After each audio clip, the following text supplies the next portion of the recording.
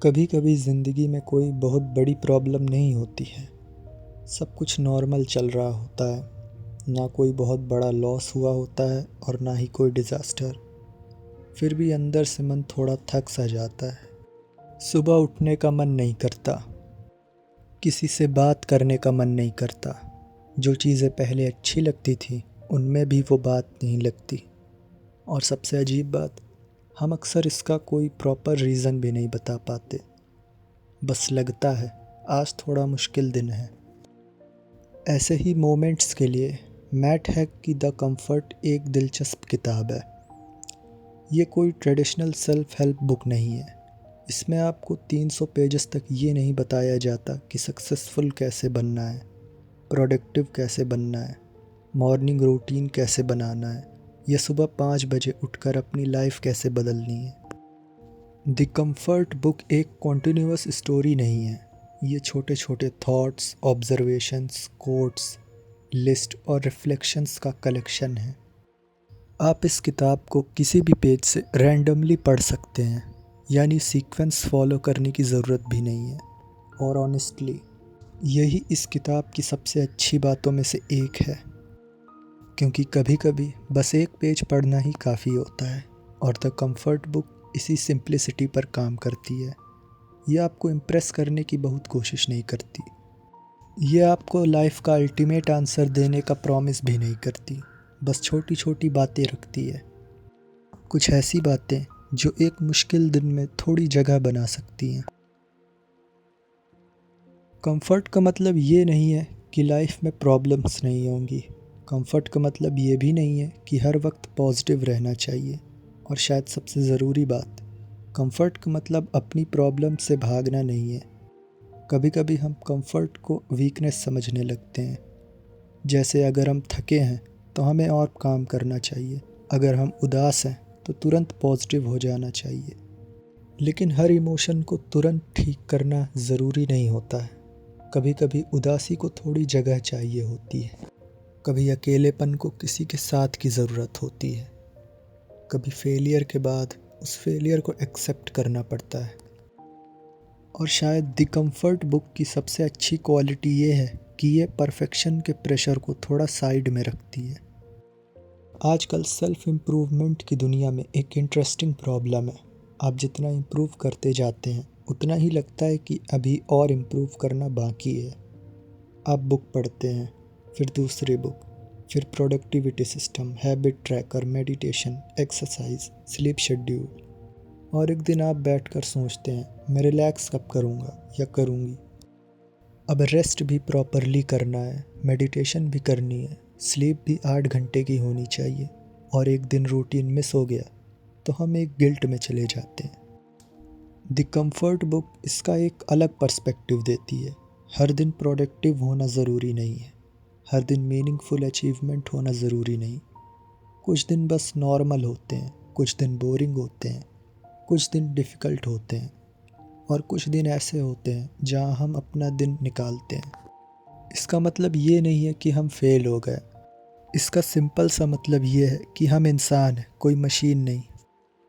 इंसानी दिमाग की एक अजीब आदत है, बॉडी एक जगह होती है लेकिन हमारा दिमाग कहीं और ही लगा रहता है। कभी हम अपने बीते हुए कल में चले जाते हैं, या फिर हम फ्यूचर में चले जाते हैं कि कल क्या होगा अगर कुछ गलत हो गया तो। द कंफर्ट बुक बार बार हमें करंट मोमेंट्स की तरफ लाती है। इसीलिए नहीं कि पास्ट इम्पॉर्टेंट नहीं है, बल्कि इसलिए क्योंकि हम एक्चुअल में प्रेजेंट में ही जीते हैं। पास्ट को हम चेंज नहीं कर सकते और फ्यूचर को कम्प्लीटली कंट्रोल नहीं कर सकते, लेकिन आज का एक छोटा मोमेंट वो हमारे पास है। एक कप चाय, खिड़की के बाहर बारिश, या किसी दोस्त का मैसेज। ये चीज़ें लाइफ की प्रॉब्लम सॉल्व नहीं करती, लेकिन लाइफ सिर्फ प्रॉब्लम्स का नाम भी तो नहीं है। एक और चीज़ जो ये किताब इनडायरेक्टली चैलेंज करती है वो है हर वक्त खुश रहने का प्रेशर। सोशल मीडिया पर देखिए, लोग ट्रैवल करते हैं, जिम जाते हैं, बुक्स पढ़ते हैं, और फिर हम अपनी ऑर्डिनरी लाइफ को उनके कुछ मोमेंट्स देख के उनसे कंपेयर करने लगते हैं। प्रॉब्लम ये नहीं है कि दूसरे लोग खुश हैं, प्रॉब्लम कंपैरिजन है। और फिर हम सोचते हैं कि मेरे साथ ही कुछ गलत है। लेकिन नॉर्मल लाइफ में बहुत सारे ऑर्डिनरी मोमेंट्स होते हैं। हर दिन मेमोरेबल नहीं होता, हर मॉर्निंग ब्यूटीफुल नहीं होती, हर बुक लाइफ चेंजिंग नहीं होती, और हर दिन कोई ग्रैंड पर्पस भी नहीं होता। द कंफर्ट बुक इसी ऑर्डिनरी एक्सिस्टेंस को वैल्यू देती है, और ये काफ़ी ज़रूरी भी है, क्योंकि अगर हम सिर्फ एक्स्ट्राऑर्डिनरी मोमेंट्स को वैल्यूएबल समझेंगे तो लाइफ का बहुत बड़ा हिस्सा हम मिस कर देंगे। लोनलीनेस भी इस किताब का एक इम्पॉर्टेंट हिस्सा है, और लोनलीनेस का मतलब सिर्फ अकेला होना नहीं होता।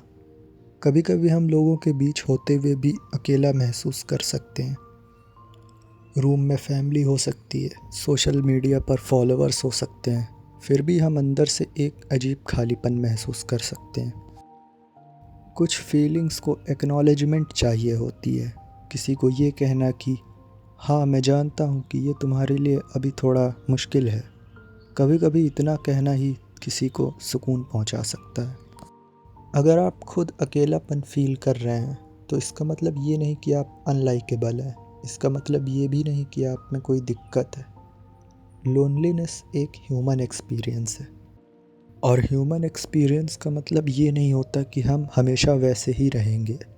फीलिंग्स चेंज होती हैं, सिचुएशंस चेंज होती हैं, लोग आते हैं जाते हैं। हम फेलियर से इतना डरते क्यों हैं?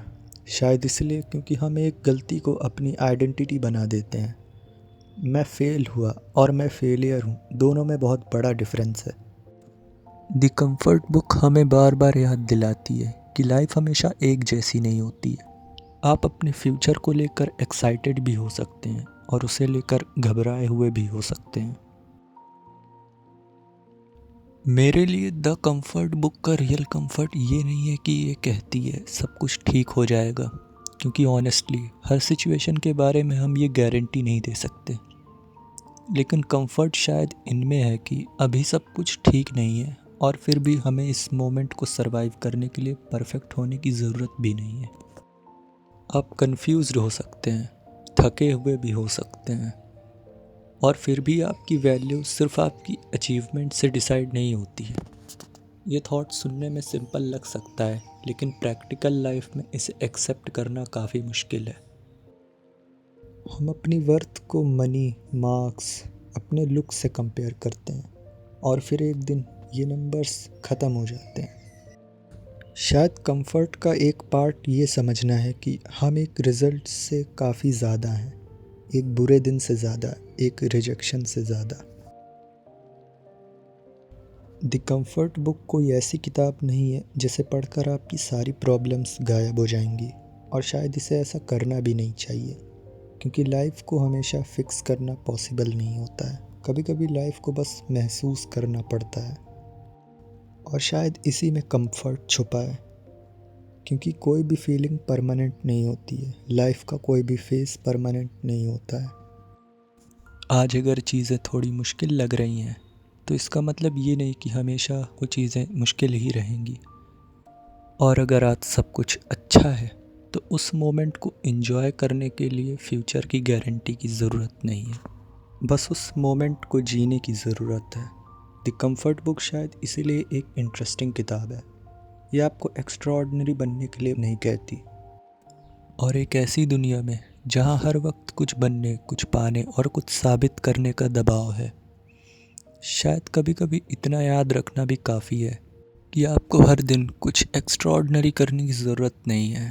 बस एक दिन और जीना होता है, और फिर अगले दिन, फिर उसके बाद वाला दिन, इसी तरह लाइफ चलती रहती है। और शायद यही अपने आप में एक कंफर्ट है। मैट हैग एक ब्रिटिश राइटर हैं, और उनकी ज़िंदगी में एक ऐसा वक्त आया था जब डिप्रेशन और एंजाइटी ने उन्हें बिल्कुल तोड़ दिया था। एक पॉइंट पे उन्हें लगा कि आगे कुछ बचा ही नहीं है, लेकिन उन्होंने खुद से एक वादा किया, छोटी छोटी चीज़ें लिखना शुरू की, रिमाइंडर्स, नोट्स, लेटर्स अपने आप के लिए, ताकि जब भी वो फिर कभी उतने ही डिप्रेस्ड फील करें तो उनके पास कुछ हो जिसे वो पकड़ सकें। सालों बाद उन्होंने इन सब टुकड़ों को जमा किया और एक किताब बना दी, और ये किताब किसी और के लिए नहीं, सबसे पहले खुद के लिए लिखी गई थी। और यही बात इस किताब को इतना अलग बनाती है।